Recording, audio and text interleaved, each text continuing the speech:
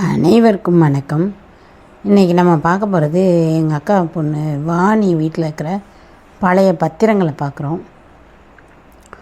₹1 பத்திரம் போட்டிருக்காங்க அந்த காலத்தில். இப்போ ₹100, ₹200, ₹500, ₹1000 இருக்கிற பத்திரம் அந்த காலத்தில் ₹1, ₹2 இருந்திருக்கு.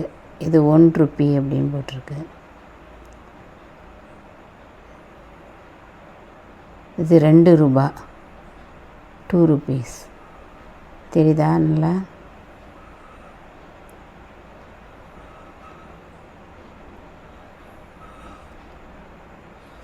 இது ₹1.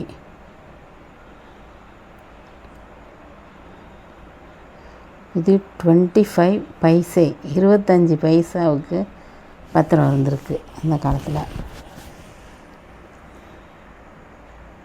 அந்த காலம்னா 82ன்னு போட்டிருக்கு. இதுவும் 25 பைசே. ஒரு 70லேருந்து 82க்குள்ளே இருக்கிற பத்திரம் இது. வாணி மாமனார் அவர் யூஸ் பண்ணது.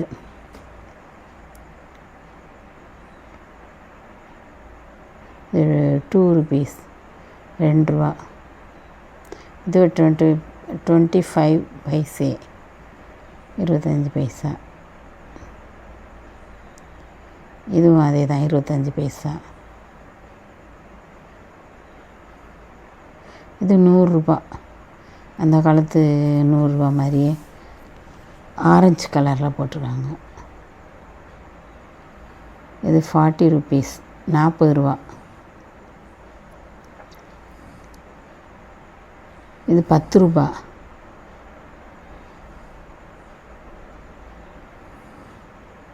இது ₹8. இதுவும் ₹8.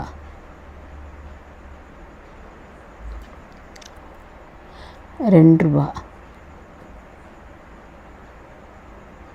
பத்திரம் அந்த காலத்தில் ரொம்ப மலிவாக விற்றுருக்கு.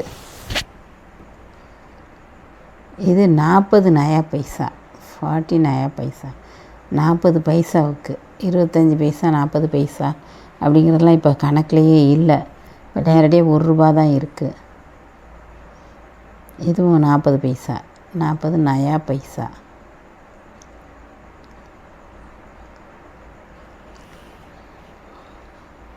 இது ₹50. இது ₹50, ₹50. இது ₹50. இந்த பழைய பொருட்கள்லாம் பார்க்குறது ரொம்ப ஆசையாக இருக்குது. இது ₹20.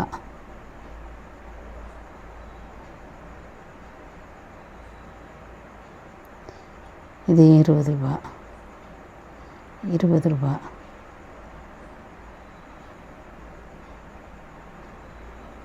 அருப்புக்கோட்டை அப்படின்னு சொல்லி அட்ரஸ் போட்டிருக்கு. அருப்புக்கோட்டையில் இருக்கா அக்கா பொண்ணு. ₹20. இதெல்லாம் அக்கா பேரை சேர்த்து வச்சுருக்கிற ரூபாய். இதெல்லாம்